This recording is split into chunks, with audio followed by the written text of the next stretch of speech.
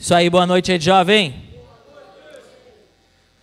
O Senhor já está fazendo grandes coisas aqui, essa noite, na Rede Jovem. Eu tenho certeza que você já experimentou dessa presença, eu tenho certeza que você já experimentou dessa graça. O Senhor, Ele já está falando desde o primeiro momento, e eu creio que Ele vai continuar falando e ministrando a sua vida nesse momento. Vamos orar por esse tempo de palavra agora.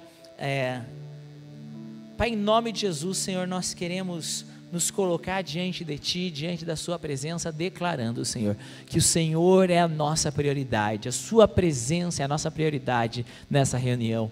Como é bom, Senhor, estar na Sua presença, como é bom, Senhor, desfrutar do Senhor se movendo, nos tocando, agindo. Pai, nós Te agradecemos, Senhor, nós Te agradecemos porque o Senhor veio primeiro, nós Te agradecemos, Senhor, porque pela Tua graça, pela Tua mão, pelo Seu amor, nós podemos nos mover hoje, Senhor.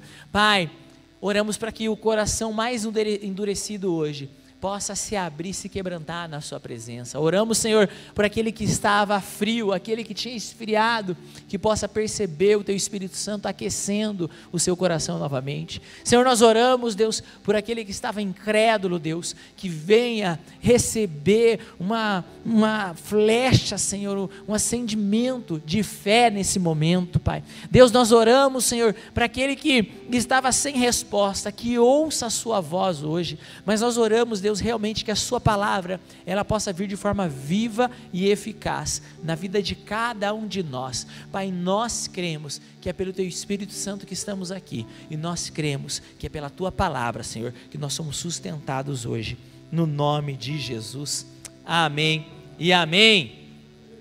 Aleluia. Galera, eu quero, estou muito animado em começar hoje uma nova série de mensagens, que é essa série Quando Casar, Sara. A gente vai falar hoje por mais 2 semanas dentro dessa série.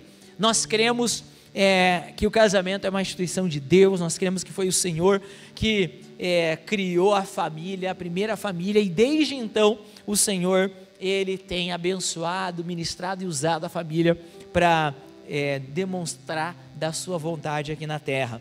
E eu sei que a maior parte do público que está aqui não é casado ainda, a maior parte de quem está aqui é solteiro. Eu sei que também tem alguns casados, e ao longo dessa mensagem a gente quer falar para os dois públicos, inclusive talvez tenha até algum pessoal aí dos jovens adultos, da Rede Jovem Mais, que a gente convidou para estar aqui conosco também, a galera da Rede Jovem Mais, para ouvir essa mensagem, porque a gente também quer falar com a galera da Rede Jovem Mais nessas semanas. Então, a gente vai falando sobre casamento, sobre preparação para o casamento, mas também sobre relacionamentos como um todo, porque vários desses princípios que a gente vai compartilhar aqui, falam não apenas de casamento, mas de relacionamentos como um todo. Abre sua Bíblia comigo aí, começa abrindo sua Bíblia, lá em Salmos 37. Abre em Salmos 37. Nós vamos ler agora os versículos 3 e 4. Salmos 37, versículos 3 e 4. Quando você vai abrindo aí, galera, todo mundo já ouviu essa frase, né, esse ditado aí que dizem por aí, não, quando casar, Sara. E hoje eu estou aqui, a gente vai ao longo dessas 3 semanas falar para você que esse ditado é a maior furada. Não é assim que funcionam as coisas. Porque senão o jovem, ele vai criando uma mentalidade de que eu posso deixar para resolver os meus problemas depois que eu casar. Estou carente, sou uma pessoa extremamente carente, mas quando casar, Sara, e a pessoa vai criando uma expectativa de que ele é carente hoje, e ele vai resolver a carência dele quando ele casar, ou quando ele namorar, ou quando ele tiver um relacionamento. A pessoa vive uma solidão extrema. Me sinto muito solitário, estou muito sozinho. Mas assim, quando casar, Sara, quando eu começar a namorar, aí eu não vou mais me sentir solitário, eu não vou mais viver em solidão. Quando eu estiver casado, então, jamais vou viver em solidão. Eu tenho necessidades de intimidade. Quando casar, Sara, Então, eu estou sofrendo essas batalhas de necessidade e intimidade, mas eu vou deixar lá para quando casar, isso vai estar resolvido, eu não vou ter mais essas necessidades. E a gente vai empurrando muitas situações com a barriga, vai protelando várias batalhas que a gente deveria travar enquanto solteiro, na expectativa de que lá na próxima fase a gente vai resolver, mas não é assim que funciona. Eu e você fomos criados solteiros, para depois ter um relacionamento. Foi assim desde a criação. Deus criou Adão primeiro sozinho, solteiro, e depois ele teve um relacionamento, depois ele casou. E eu e você, nós vamos precisar aprender, e a gente vai falando um pouco disso ao longo de toda a série, sobre como nós devemos lidar o nosso interior, lidar as nossas batalhas, lidar as nossas situações enquanto solteiros. Mas mesmo aquele que é casado, talvez você está em um momento do seu casamento onde você já está aprendendo que o simples fato de ser declarado marido e mulher não resolveu todas as suas dificuldades, não fez toda a ira desaparecer do seu coração, não fez com que de repente você se transformou num anjinho, numa anjinha, e você talvez está aí no casamento agora percebendo que o simples fato de ter casado não mudou toda a sua vida e não te colocou lá na Disneylândia, e que agora você continua tendo que trabalhar diversas coisas. Então nós vamos falar disso ao longo dessa série, mas quero começar então por Salmos 37, a partir do versículo 3, que diz o seguinte: confia no Senhor e faze o bem, habitarás na terra e verdadeiramente serás alimentado. Deleita-te também no Senhor, e Ele te concederá os desejos do teu coração. Então, nós temos aqui uma grande promessa: Ele te concederá os desejos do seu coração. Quantos querem ver essa promessa sendo realizada na sua vida? Quantos aqui querem ver o Senhor conceder para você os desejos do seu coração? Aleluia. Você que não levantou a mão, Deus está vendo, viu? Depois não adianta ela pedir. Agora, a gente tem uma grande promessa, mas no versículo nós também temos um mandamento. E o mandamento, ele é pré-requisito para a promessa. O mandamento é a condição para a promessa.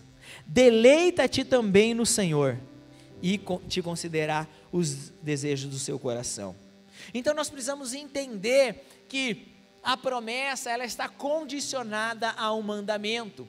Por isso nós precisamos, e todo jovem precisa, entrar nessa caminhada, entrar nessa estrada, ir por essa direção do se deleitar no Senhor.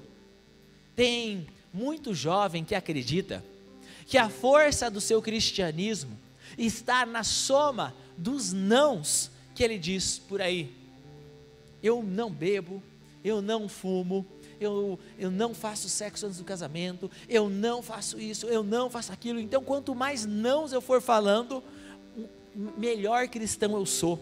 Quanto mais nãos eu digo, mais forte e mais eu vou andar diante de Deus. Porém, eu creio e tenho entendido que tem algo mais poderoso do que o não, que é o sim. E esse texto de Salmos que a gente acabou de ler, eu creio que é uma evidência bíblica disso. Muito mais do que os nãos que eu digo, estão os sims que eu digo para Deus. O que mais vai te fazer forte, é sim o que você decidiu escolher. São os sims que você tem falado para Deus. É aquilo que você está fazendo na presença de Deus, aquilo que você está fazendo no Espírito, é aquilo que você está decidindo andar pela palavra. Portanto, não é que simplesmente, o segredo aqui não é simplesmente, eu não bebo, eu não uso droga, mas sim eu entender, eu cuido do templo do Espírito Santo, eu vivo uma vida livre no Espírito, eu vivo o texto bíblico que me leva a abrir mão de me embriagar de vinho, mas me encher do Espírito Santo. Então todos os sims que eu vou decidindo viver, todas as escolhas que eu vou tomando, que são paralelas e andando na direção da palavra de Deus, são esses sims que vão me fortalecendo. As escolhas que eu decido fazer para Deus me levam a viver uma vida com propósitos. Cada escolha que eu decido viver para Deus me leva a viver uma vida com propósitos. Por isso, não apenas falando de casamento, mas falando de relacionamentos como um todo, eu quero abrir essa série de mensagens falando dos sims antes do sim. Então, vamos conversar junto sobre vários sims que a gente precisa dizer ao longo da nossa vida, que vão fortalecer a nossa vida casada. Então, se você é solteiro, nós vamos conversar sobre vários sims que você precisa ir falando desde já, e que vão te preparar a você ter um casamento melhor, mais abençoado, mais centrado, um casamento com propósito. Estamos falando de viver uma vida com propósito, estamos falando de ver uma vida que está submetida à vontade de Deus. Nós precisamos, aí está um segredo, galera, decidirmos viver uma vida debaixo da vontade de Deus. E cada assim que eu vou vivendo e enxergando o meu cristianismo de uma perspectiva celestial, conforme eu vou vivendo a minha vida cristã da ótica de Deus, isso vai me levando a dizer muitos sims para Ele. Sabe, uma coisa interessante aqui do texto de Salmos 37, ali no versículo 4, fala que os desejos do meu coração são importantes para Deus.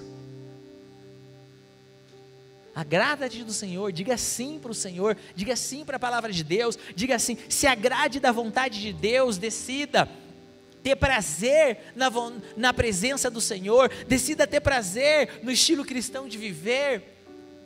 E conforme eu vou dizendo sims para Deus, eu vou me submetendo a essa vontade, conforme eu vou vivendo uma vida com o Senhor, Ele vai satisfazendo os desejos do meu coração. Deus, Ele se atenta aos desejos do meu coração, e Ele está disposto, empenhado em satisfazer os desejos do meu coração. Você já parou para pensar que o Senhor, Ele está separando espaço na agenda dEle, para entender quais têm sido os seus sonhos, para entender o que você tem pensado? Então vamos colocar agora, dentro dessa perspectiva, primeiro aplicando aqui para a perspectiva de casamento. Se você é solteiro, nem namora ainda, mas você vai pensando, vai tendo perspectivas, vai tendo sonhos relacionados a isso, o próprio Deus, Ele está pensando no seu casamento. O próprio Deus está pensando naquilo que você tem orado, naquilo que você tem colocado diante dEle. Talvez você está namorando, está noivo, e você está preparando o seu casamento, está preparando a sua cerimônia de casamento. O próprio Deus, Ele está se atentando ao desejo do seu coração. Você que é casado, quem sabe vocês estão orando e pensando sobre a casa que vocês querem comprar um dia, sobre os filhos que vocês querem ter, sobre os planos da família de vocês.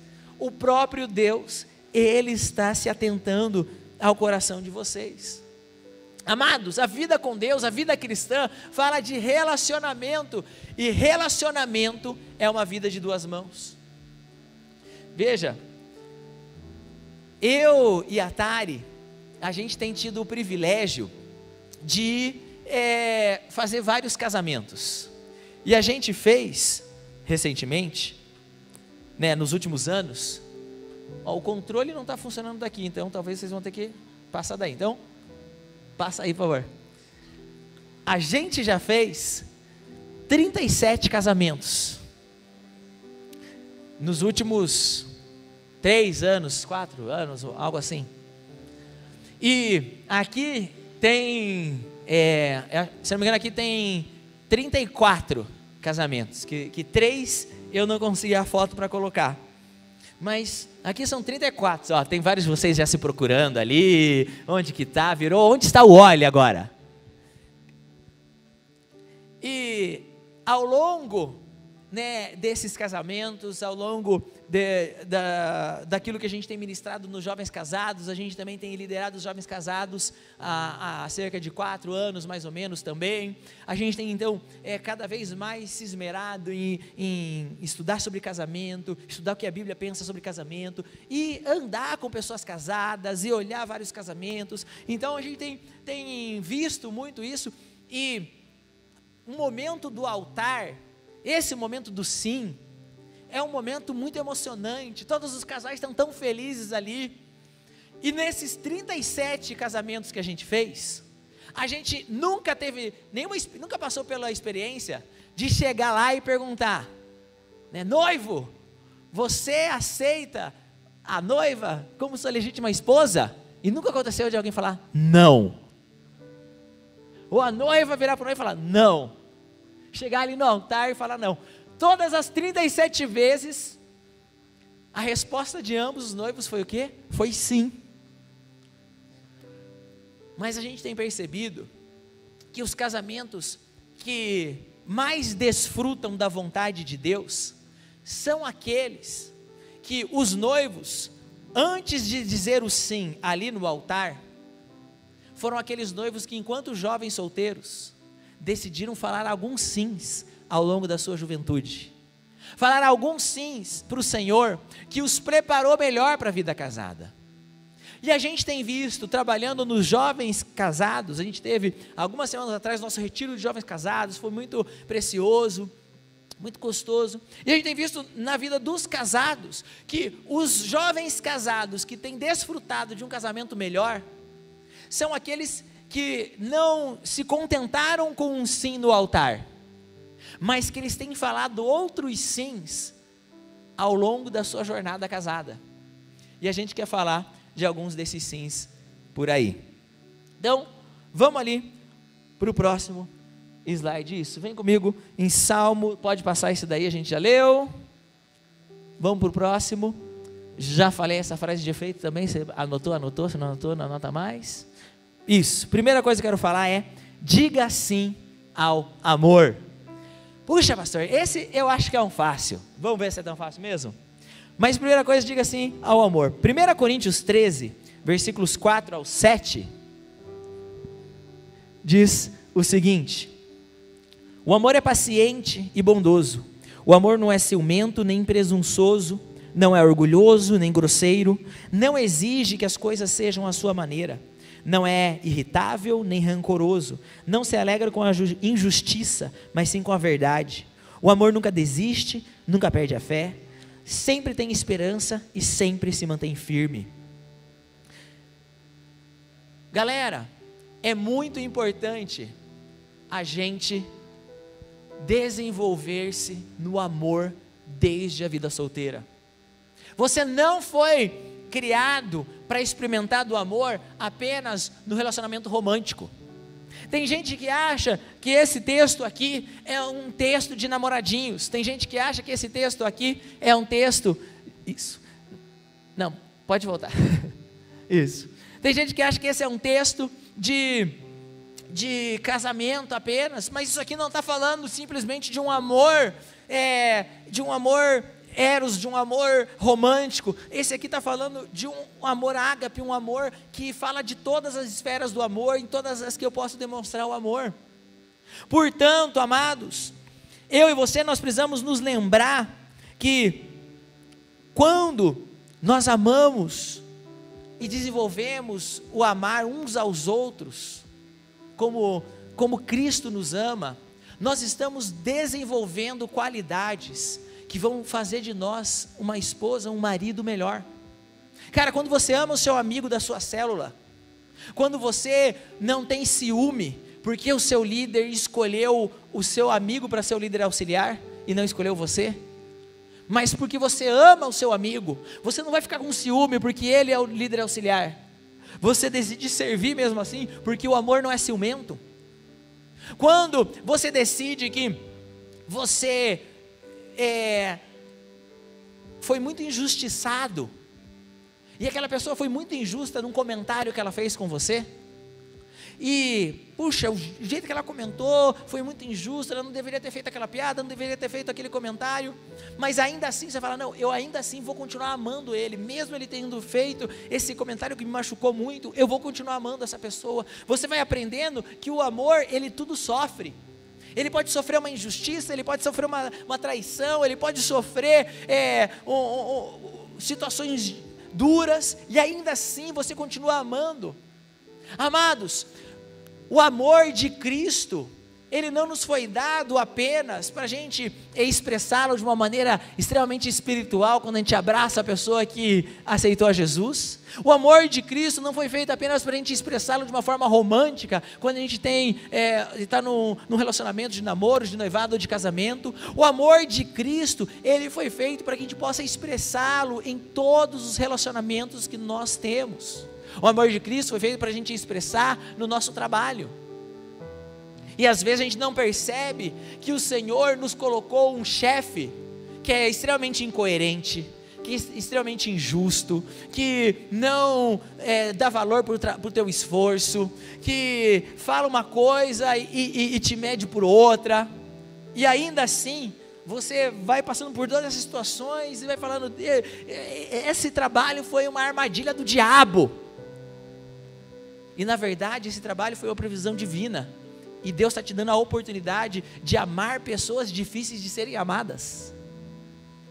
Quando eu vou dizendo sim ao amor, ao longo da minha vida, eu vou ter um casamento muito mais suave. Porque no dia que a minha esposa fizer um comentário que eu achar que é um comentário injusto, eu não vou ficar de bico com ela. Porque eu amo mesmo quando eu acho que eu sou injustiçado. Porque o dia que o seu marido, ele falar que ia fazer algo e te frustrar e não fez, você não vai ficar lá dando um monte de indireta, jogando coisas na cara, porque você vai continuar amando ele, mesmo quando ele te frustra, mesmo quando ele te desaponta. Eu e você precisamos ser mais intencionais em dizer sim ao amor nos relacionamentos que temos hoje. E para você que é casado, dizer sim ao amor no casamento é muito maior do que aquele sim que você só falou no altar, mas se trata de cumprir aqueles votos tão lindos que você fez no altar, mas que dia após dia eles precisam ser vividos. E deixa eu dar uma dica para os jovens que não casaram ainda, presta atenção aqui, ó. A gente, como eu falei, né, eu e a Tati já fizemos 37 casamentos, então a gente já foi. Só nas cerimônias que a gente era o celebrante foram 37, fora as muitas que a gente foi sem ser celebrante, muitas. Deve estar ali perto de 100 casamentos fácil, 100 cerimônias de casamento fácil que a gente já chegou, que a gente já foi. Então deixa eu dar uma dica, por exemplo, quando você vai fazer votos, for fazer os seus votos no casamento, eu sei que os noivos gostam muito de aproveitar o momento dos votos para contar a história do seu relacionamento, e isso é muito legal, e deve mesmo, é gostoso quando os noivos contam a história do seu relacionamento ali nos votos, mas não faça dos seus votos apenas isso, faça do momento dos votos, como diz o nome, são votos, são compromissos que você está fazendo no altar, diante de Deus, com testemunhas, e ali, você vai fazer compromissos, diante de Deus, alianças, você vai se comprometer a seguir coisas, a partilhar coisas com o seu cônjuge, e que no final das contas, se você não se exercitou no amor, nos relacionamentos que Deus te deu antes, você terá muita dificuldade em cumprir os votos que você fez no altar. Irmãos, provavelmente essa pessoa que está aí do teu lado, você sentou do lado de um amigo, normalmente senta do lado de um amigo, do lado de alguém que a gente já conhece. Existe uma grande possibilidade dessa pessoa ser uma pessoa que você gosta muito, mas que também te irrita bastante. É ou não é? Talvez você já brigou com essa pessoa, talvez você... Por quê? Isso aí é amigo. A Ellen e a Tari ali, eu me lembro... Vou contar. Tem uma história muito boa da Tari e da Ellen. E a Luísa estava junto, é verdade. Era um acampatim. Isso, ela vai se afogar, mas leva a amiga junto. Era um acampatim. E aí assim, na largada, nos primeiros minutos, nem tinha começado o culto ainda, eu acho. A Tari vem e dá uma bronca na Ellen e na Luísa por causa de alguma tarefa. E elas ficaram super chateadas. E a Tari deu uma exagerada na bronca que ela deu mesmo. A situação era boa, mas Aí elas ficaram super bravas. No final do acampatim, no momento final ali, a gente orando com todo mundo que serviu e tal, elas vieram para dar um presente para a gente. E a Ellen, eu vou imitar a Ellen entregando o presente. A Ellen entregando o presente aquele dia foi tipo assim, deixa eu pegar um papel aqui. Foi tipo assim, ó.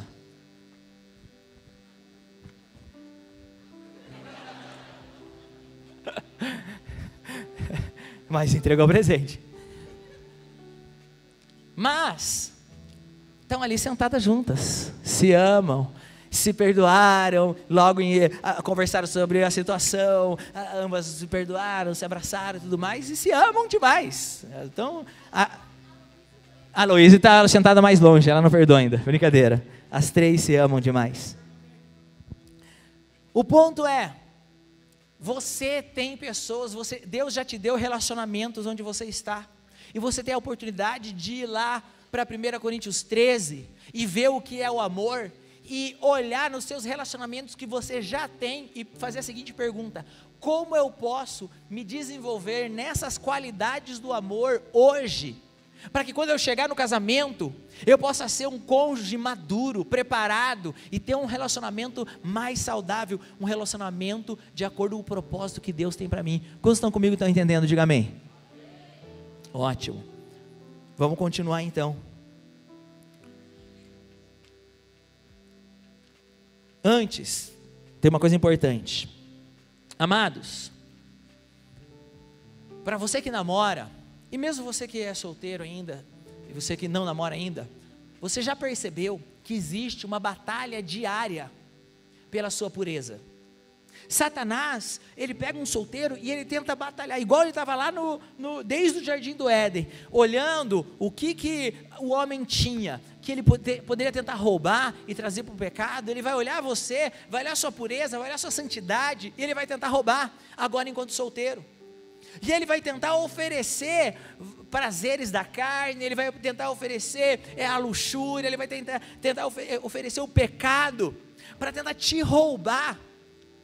Agora, aí a gente pensa que o que? A batalha, então, a guerra que eu travo, é a guerra contra a pornografia. A guerra que eu estou é a guerra contra passar a mão na minha namorada. Não, isso são batalhas. São batalhas, esse é o quadro menor.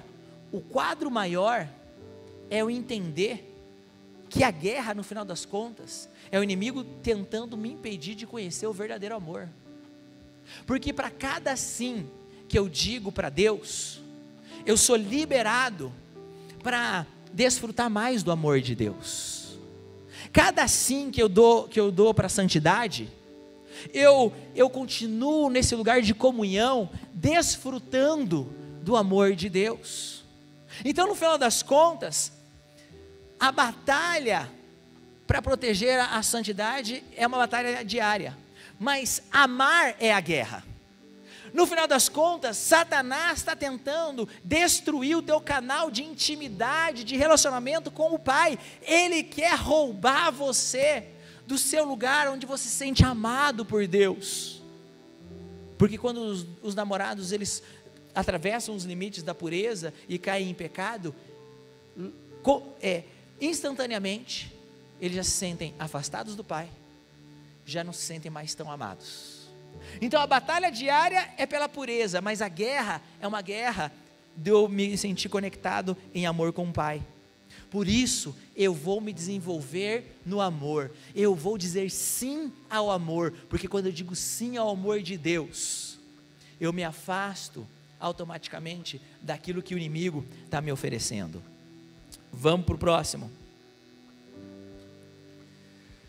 Diga sim a vontade de Deus. Hebreus 4, 14 em diante diz o seguinte: visto portanto que temos um grande sumo sacerdote que entrou no céu, Jesus, o Filho de Deus, apeguemo-nos firmemente àquilo que cremos. Nosso sumo sacerdote entende nossas fraquezas, pois enfrentou as mesmas tentações que nós, mas nunca pecou. Assim, aproximemo-nos com toda a confiança do trono da graça, onde receberemos misericórdia e encontraremos graça para nos ajudar quando for preciso. Queridos, Esse é um segredo que todo jovem precisa entender. Aproximarmos com confiança do trono da graça. Aprender que Jesus é a chave. Aprender que nós precisamos dizer sim todos os dias a nos colocar debaixo da vontade de Deus.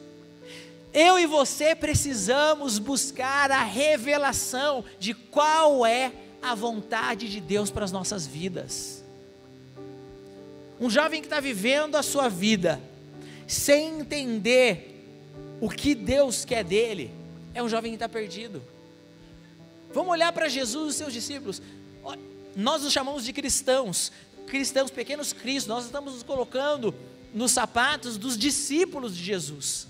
E quando Jesus, como que um discípulo se tornava discípulo? Com Jesus chamando ele e apontando a sua vontade. Jesus ia e falava: venha e segue-me. Você já não é mais um pescador de homens, não é mais um pescador de peixes, mas agora você é um pescador de homens. Venha, negue-se a si mesmo, tome a sua cruz e siga-me. E Jesus já começava o seu relacionamento com seus discípulos, dizendo qual era a sua vontade. Eu quero que você abandone a sua velha vida, entenda a vida que eu tenho e me siga e venha andar comigo. Amados, é impossível eu manter um relacionamento com Deus sem ter clareza de qual é a sua vontade para a minha vida. Jesus viveu assim. Jesus andava e se movia não baseado a oportunidades. Jesus não entrava em qualquer porta que lhe abriam. Jesus não caía na pressão da galera. Jesus estava andando sempre de acordo com qual é a vontade do Pai.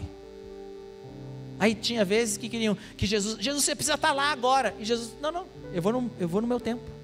Eu vou parar para orar aqui. Eu vou parar para pregar lá. Não, Jesus, você precisa ir. Olha lá, a pessoa vai morrer. Irmão, fica de boa.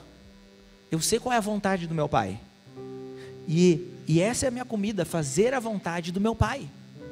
E então, ele não estava tomando decisões baseadas na sua alma. Por quê? Porque quando a alma dele estava muito aflita, porque ele sabia que ele ia enfrentar a morte de cruz, o que ele fez? Ele foi orar, falando assim: olha, muito se aflige a minha alma, mas que seja feita a sua vontade. Então, na hora que vinha algum conflito entre a alma dele, entre algo gritando dentro dele e a vontade de Deus, ele se esforçava em ter clareza da vontade do Pai e se colocava num caminho de fazer a vontade do Pai. Jovem, você quer ter um casamento abençoado? Gaste mais tempo, recursos e esforços tentando entender qual é a vontade de Deus para a sua vida. O que Deus espera de você nessa estação que você está? Qual é a vontade de Deus para a sua vida profissional hoje? Qual é a vontade de Deus para a sua vida acadêmica? Qual é a vontade de Deus para o seu ministério? Você tem buscado revelação, você tem orado, você tem jejuado, você tem buscado conselhos? Amados, nós precisamos gastar tempo e esforço e recursos nossos tentando entender qual é a vontade de Deus. Esse é um sim que vai te ajudar muito. Se você tomar hoje, a você ter um sim lá no altar do casamento, ainda melhor. Próximo. Diga sim a ser seguro. Diga sim a ser seguro. Sabe uma batalha que todo jovem solteiro deve se aplicar em vencer ainda na vida solteira, e que vai te ajudar muito a você ter um casamento melhor? E se você já é casado, e se você perceber que você ainda está travando essa batalha, se aplique agora para vencê-la, porque você tem tempo de viver mais anos à frente do seu casamento de uma forma melhor. É a batalha contra a insegurança. A insegurança é algo que pode detonar um casamento. Boa parte dos problemas de relacionamento nos casamentos se dão à insegurança. Olha só o que 2 Coríntios 12, a partir do versículo 9 diz: mas ele disse: minha graça é tudo de que você precisa, Meu poder opera melhor na fraqueza. Portanto, agora fico feliz de me orgulhar de minhas fraquezas, para que o poder de Deus opere por meu intermédio. Por isso, aceito com prazer fraquezas e insultos, privações, perseguições e aflições que sofro por Cristo, pois quando sou fraco, então é que sou forte. A insegurança é um dos principais fatores que levam jovens ao pecado. Porque a insegurança nos leva ao orgulho, ao egoísmo, à fofoca, à maledicência, à solidão. Quando a gente fala de pecados sexuais, essa verdade se intensifica ainda mais. Uma moça insegura, ela vai estar disposta a se entregar para qualquer rapaz que comece a afirmá-la e oferecer algo que venha tapar a insegurança que ela tinha. Um rapaz inseguro, ele vai tentar se aplicar em pegar a mulher, em provar que ele é alguém, em fazer algo, em passar uma imagem. Por quê? Porque como ele é inseguro, ele precisa provar algo. E no casamento, um marido ou uma esposa inseguros vão ir para um lugar de ciúmes, de manipulação, de domínio, de ira, de rixas. A insegurança é uma dinamite que pode implodir qualquer relacionamento. E você pode ver nos relacionamentos que você já tem hoje. Você pode ver nos relacionamentos de amizade. Um amigo inseguro, ele vai perder amizades porque não convidaram ele para um rolê depois da Rede Jovem. E porque o meu amigo, a minha amiga, foi fazer um rolê com outras pessoas, com outro grupo e não comigo. Eu me sinto que eu não sou mais amado, eu me sinto que eu sou uma pessoa pior, eu me sinto que eu estou sendo rejeitado, eu me sinto que eu sou... E aí, o que acontece? Um relacionamento precioso acaba sendo implodido por causa da insegurança. Portanto, quando eu digo sim a ser seguro, ainda enquanto solteiro, eu estou exercitando um músculo que será essencial na vida casada. Amados, esse texto de Coríntios nos ensina tanto, falando que, olha só, eu sou fraco, eu sei que eu tenho fraquezas, mas eu não sou dominado pelas minhas fraquezas, porque as minhas áreas de fraqueza abrem espaço para que o Espírito Santo possa operar. Olha só que exemplo de ser uma pessoa segura.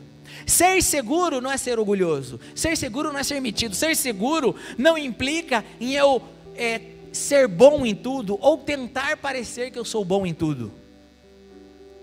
Ser seguro é eu entender quem eu sou em Deus, e que as minhas fraquezas não fazem de mim uma pessoa menos amada. É entender que o meu nível de segurança pessoal vai ser diretamente proporcional ao meu nível de intimidade com o Pai. Já parou para pensar de tudo que chamaram Jesus?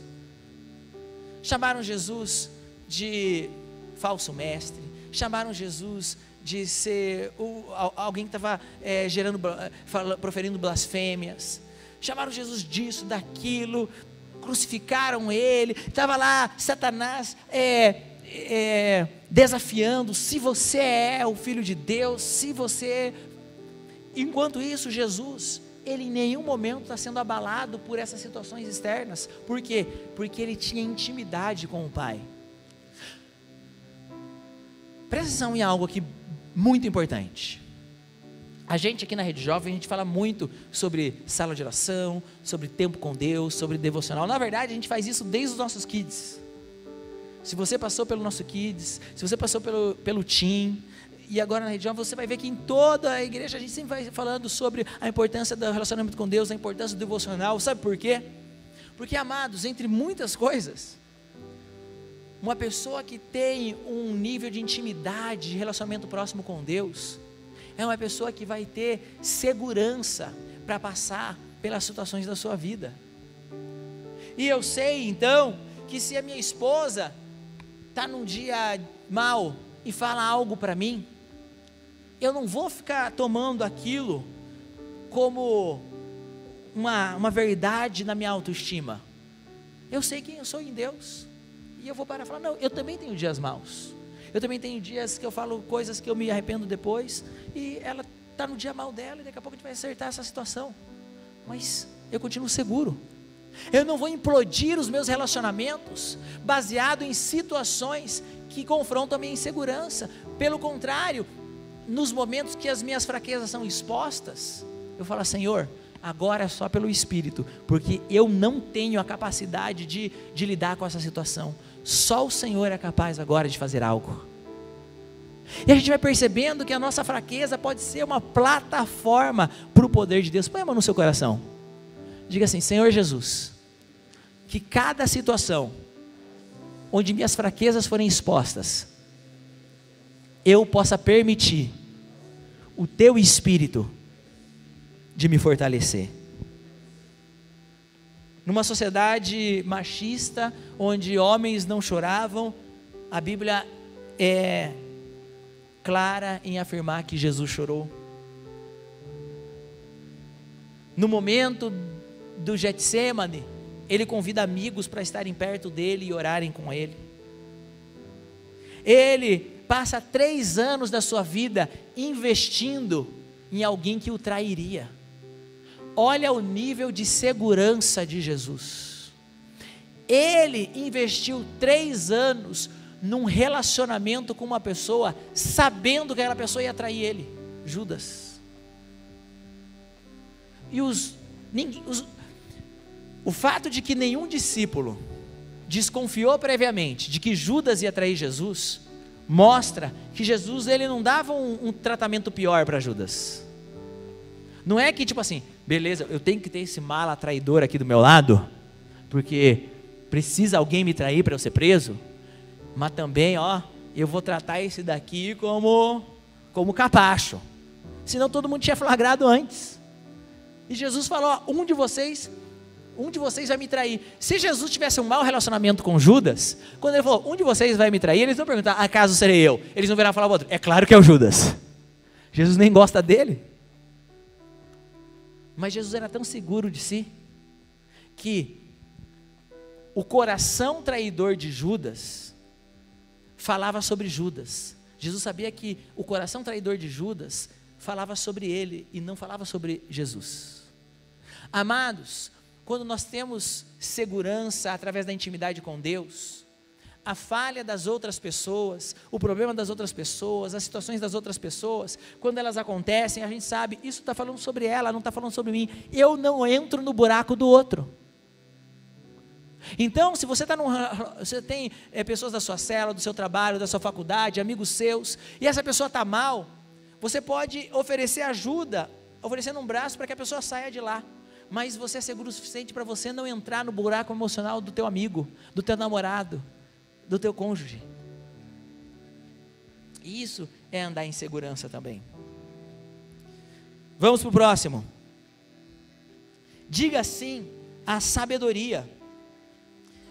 Provérbios 12:15. O insensato pensa que sua conduta é correta, mas o sábio dá ouvidos aos conselhos.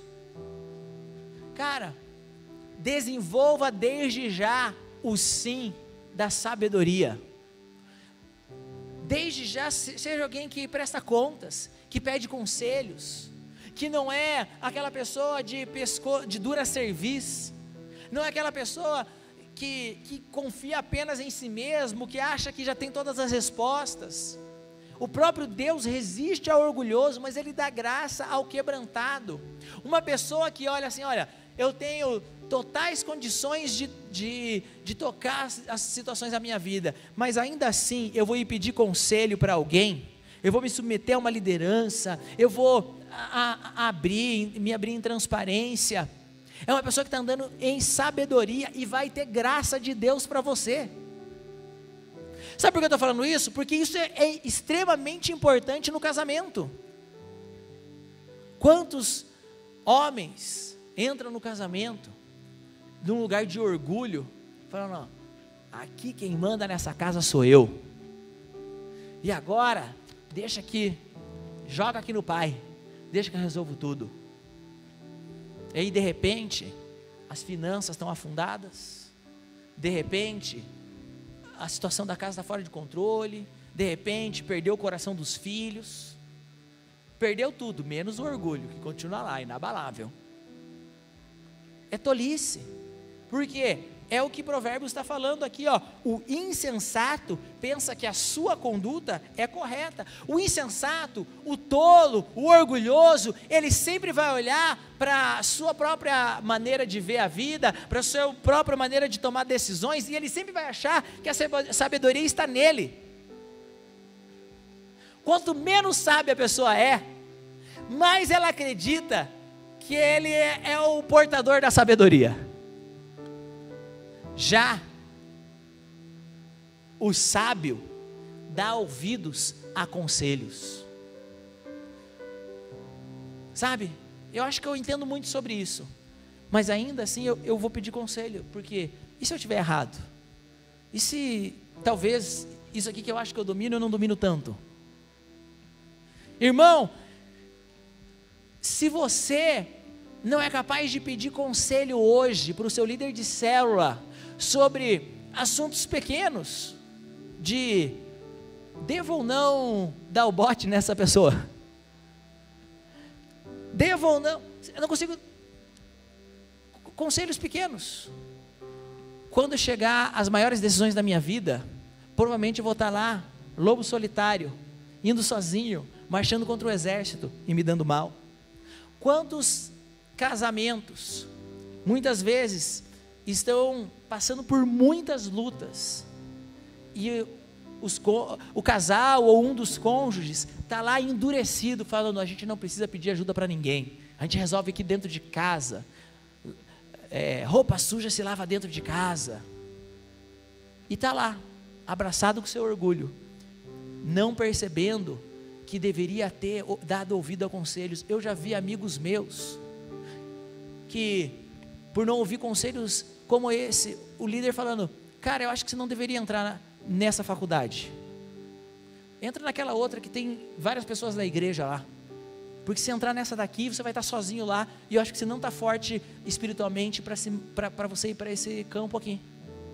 E a pessoa fala, não, que é isso, meu líder querendo dar pitaco na minha vida, eu que sei qual é a melhor faculdade, eu entendo sobre o meu curso, eu sei que a grade curricular daquele lá é muito melhor, e a nota do MEC, etc. Tal. Foi lá e realmente entrou na faculdade melhor, se formou com uma nota melhor do MEC, mas está onde hoje?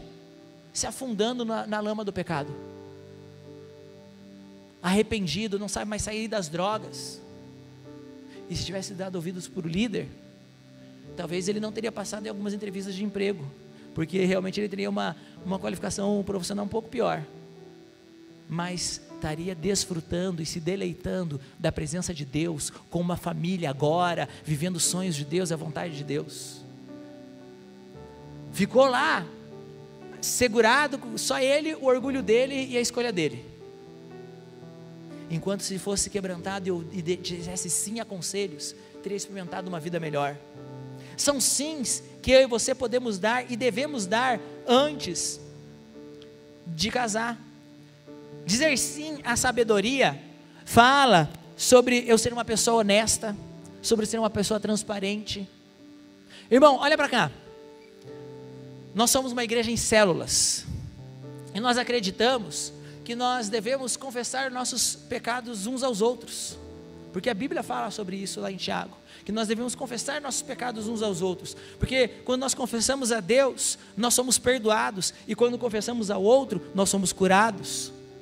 Então, quando uma pessoa, ela desenvolve esse hábito de sabedoria, de prestar contas da sua vida, ele está dizendo um sim, que vai preparar ele muito melhor lá para o casamento, porque quando a gente vê no mundo, existe um padrão no mundo de casamento, onde, cara, é assustador, mas existe um padrão de casamento no mundo, onde o marido e a esposa não têm acesso ao celular um do outro, e a esposa não sabe a senha do celular do cara, porque se entrar lá e olhar o histórico de conversas, o histórico de vídeos assistidos e tudo mais, seria uma bomba no casamento, porque um dos lados mantém coisas escondidas, contas correntes escondidas, gastos financeiros escondidos, porque enquanto jovens, antes de dizer o sim do altar, não aprenderam a dizer o sim à sabedoria, de confessar, de viver na honestidade, na transparência, na luz. Vamos para o próximo. Diga sim à intimidade. João 10,14 diz: eu sou o bom pastor e conheço as minhas ovelhas e elas me conhecem. Já pegando o link do que eu estava falando, um jovem que quer ter um casamento abençoado lá na frente, ter bons relacionamentos, precisa ser um jovem que aprende a dizer sim à intimidade. Ué, pastor, mas como assim um jovem solteiro vai dizer sim para a intimidade? O sexo não é só para o casamento? Amados, deixa eu falar uma coisa. Normalmente, casais de namorados que não conseguem esperar o casamento para ter sexo, ou seja, casais de namorados que transam antes do casamento, são casais de namorados que não desenvolvem uma intimidade sadia no namoro e acabam compensando no relacionamento físico, porque não sabem ter conversas profundas, porque não sabem falar de sentimentos, porque não sabem expressar suas dores, suas lutas, suas decepções, suas frustrações, porque não sabem ser íntimos, acabam cedendo apenas à intimidade física. Portanto, um jovem solteiro que aprende a dizer sim à intimidade sadia enquanto solteiro, vai ter um casamento muito mais abençoado, porque lá no casamento, vai saber a se conectar de uma forma genuína com o seu cônjuge. Aprenda a ter conversas profundas desde já, a sair do nível da superficialidade. Talvez você veio de uma família, você veio de um histórico familiar onde ninguém conversava sobre assuntos profundos. Talvez você chegue em casa, sai de casa, volta para casa e ninguém nem pergunta como foi o seu dia. Talvez você não aprendeu, não criou o hábito de falar, conversar com seus pais, de abrir algum assunto para um irmão. Mas Deus, Ele é tão misericordioso que Ele te colocou aqui nesse ambiente, na família da fé. É por isso mesmo que não tem como ser crente sozinho. É por isso que nós nos chamamos de irmãos. É brega, mas é massa pra caramba. É irmão, é irmã, porque aqui a gente pode falar sobre dores, aqui a gente pode falar sobre assuntos mais profundos, aqui a gente pode falar quando eu estou frustrado com a pessoa, a gente pode se acertar, sentar e falar: olha, eu preciso conversar com você. É isso que Jesus quis. Jesus, Ele foi aumentando o seu nível de relacionamento com os seus discípulos, e lá João 15,15 fala que eu já não chamo vocês mais de servos, mas os chamo de amigos, porque tudo que eu tenho aprendido do Pai, eu tenho revelado a vocês. Ou seja, a definição de Cristo para a amizade é intimidade. Por que eu te chamo de amigo? Porque eu sou íntimo, porque eu exponho o que está dentro de mim, aquelas conversas profundas que eu tenho só eu e Deus, eu falo com vocês, por isso vocês são meus amigos. Irmão, às vezes vem me perguntar: pastor, eu já posso namorar? Querendo que eu crie uma regra, que eu te dê, não, para namorar você precisa, esses são os critérios, essa idade, esse salário, essa coisa, e deixa eu falar, de mim você não vai ouvir essas regras, porque eu não acredito que você tem que vir aqui falar para o pastor, te ensinar fórmulas, decoreba, isso aqui é igreja, isso aqui não é cursinho pré-vestibular. Mas nós precisamos aprender a pensar biblicamente, e falar: puxa, se eu ainda não tenho maturidade, e não aprendi ainda nem a me desenvolver como amigo, será que eu estou preparado para namorar? Que é um relacionamento que vai me preparar para o casamento? Ou seja, eu não consigo ser íntimo de ninguém ainda, eu não consigo fazer o que Jesus fala, que é revelar o que está aqui dentro para uma outra pessoa. Eu não consigo nem me abrir para o meu líder, para o meu discipulador. Primeiro, eu vou dizer sim à intimidade nos níveis de relacionamento que eu tenho, para que quando eu chegar no nível do casamento, eu possa ter um casamento íntimo, verdadeiro. Porque ter intimidade no casamento é muito mais do que ver outra pessoa pelada. Irmão, tem gente que acha que ser íntimo no casamento é ver outra pessoa pelada. Esse é o top da intimidade, ver outra pessoa pelada. Você vê outra pessoa pelada todo dia. Agora tem conversas, tem assuntos, tem espaços no coração que são muito mais difíceis de ser acessados do que tirar uma roupa. E é por isso que tem jovem que no namoro tira roupa, porque ele prefere tirar roupa daqui do que descobrir o que está lá, do que descobrir o que está aqui. Mas eu creio que o Senhor está levando a rede jovem para um lugar de maturidade. Levanta a sua mão comigo, diga assim: Senhor Jesus, o Senhor está me levando para um lugar de maturidade. Eu quero aprender a ter intimidade bíblica nos meus relacionamentos, no nome de Jesus.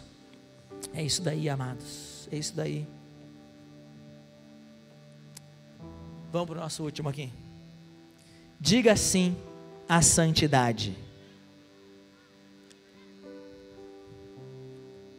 1 Coríntios 6, 19 e 20. Vocês não sabem que seu corpo é templo do Espírito Santo, que habita em vocês, e lhes foi dado por Deus? Vocês não pertencem a si mesmos, pois foram comprados por alto preço. Portanto, honrem a Deus com seu corpo.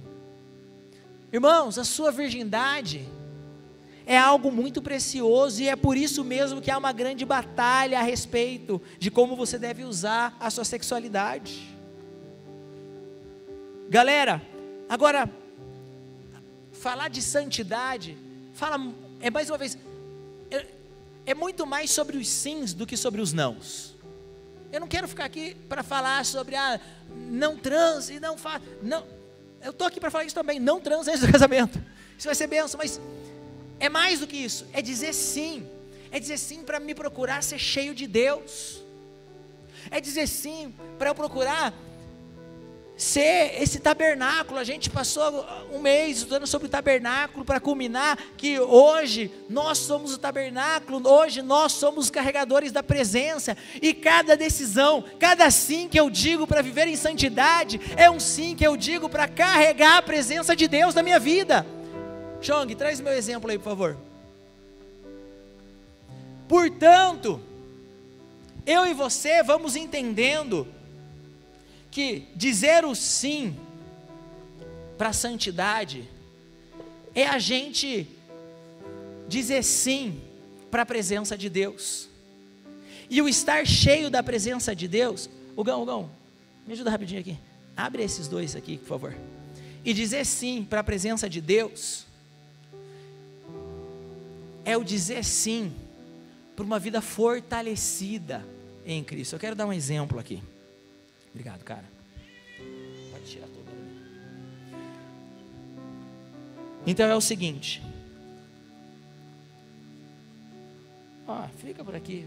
Eu estou sentindo que eu vou precisar da sua ajuda aqui.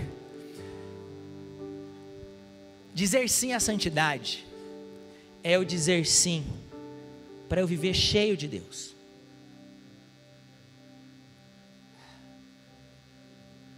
Estava precisando. Que dá bom. E vamos interpretar esses copos aqui como pessoinhas, jovens da Rede Jovem. E vamos interpretar a água dentro de cada copo como a presença de Deus. Dizer sim à santidade é o dizer sim a proteger essa presença. E essa presença é o que vai fazer diferença na minha vida. Segura o microfone para mim, por favor, Gão. Essa presença é o que vai fazer a diferença nas batalhas da minha vida. Então, quando vem a batalha, e vem a tentação, e o inimigo vem, o pecado vem, e eu estou vazio, eu sou como esse copo vazio. Totalmente suscetível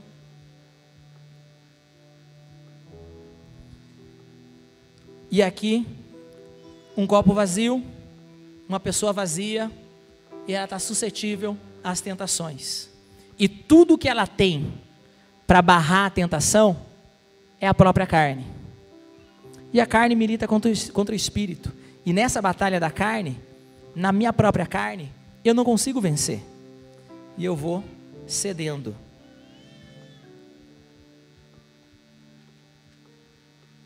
E aqui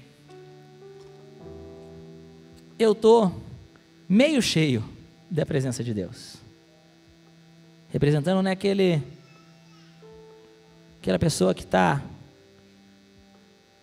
vem no culto, se enche, se arrepende, mas cai de volta, não busca Deus tanto, não se enche tanto do Espírito, e eu vou ceder, e eu vou conseguir me conter até o nível da presença de Deus na minha vida.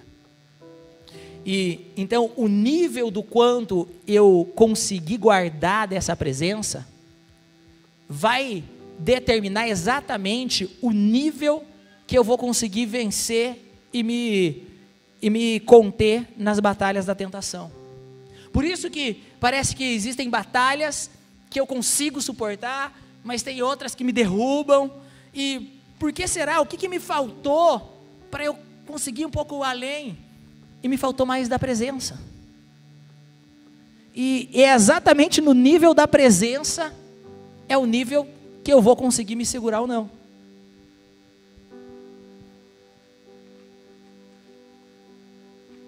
E aqui, olha, quebrou. Se a tentação falhou contra o crente, a tentação já, olha, eu não estava fazendo por querer, não. Esse é o brabão, esse é o diabão. E aqui, ó, cheio da presença. Tem um maçarico aqui, ele não vai, ó. Por quê? Aqui é o cheio da presença. Por quê? O nível da presença está até em cima. Portanto, amados, obrigado, Hugo.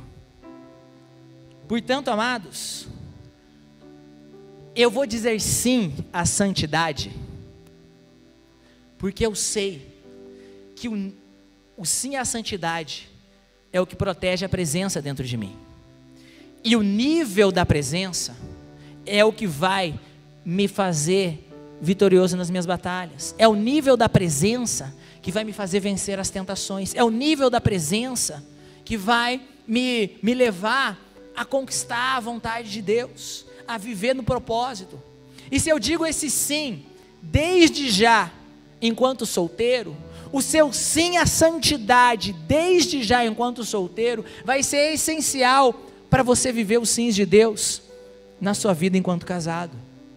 Amados, no final da história, o grande segredo está em eu ser cheio do Espírito. O grande diferencial está em eu carregar essa presença. E é aí que os meus olhos devem estar. E eu volto agora lá para o primeiro texto da nossa mensagem de Salmos 37, versículo 4. Deleita-te no Senhor, deleita-te no Senhor. O sim que eu devo dizer com maior frequência, o meu foco do meu sim, o maior foco do meu coração, é em eu me encher dessa presença, eu me deleitar do Senhor, eu amar estar mergulhado na presença do Senhor, eu ter sede de querer mais dessa presença. Galera, eu e você precisamos desejar esses momentos onde a gente mergulha no Senhor, de orar em todo tempo e orar sem cessar, de orar em línguas, porque aquele que ora em línguas edifica-se a si mesmo. No final das contas, o segredo está aqui. Eu não quero ser um cristão que é derretido pelas coisas desse mundo. Eu não quero ser alguém que vive ali no meio do caminho. Eu não quero me contentar com isso. Eu quero estar cheio, totalmente protegido, guardado, firmado nessa presença. E é nessa presença que eu quero viver, e é nessa presença que eu quero andar. O maior sim que você pode dizer para se preparar para o seu casamento é você dizer um sim para Jesus. O maior sim que você pode dizer para se preparar para a sua família é um sim de andar na presença, de gastar tempo com Ele, de conhecer a palavra de Deus. O maior sim que você pode dizer é um sim que te leva a ser um crente cheio do Espírito. Cheio do Espírito. Busque ser cheio do Espírito em todo o tempo. Fica de pé no seu lugar.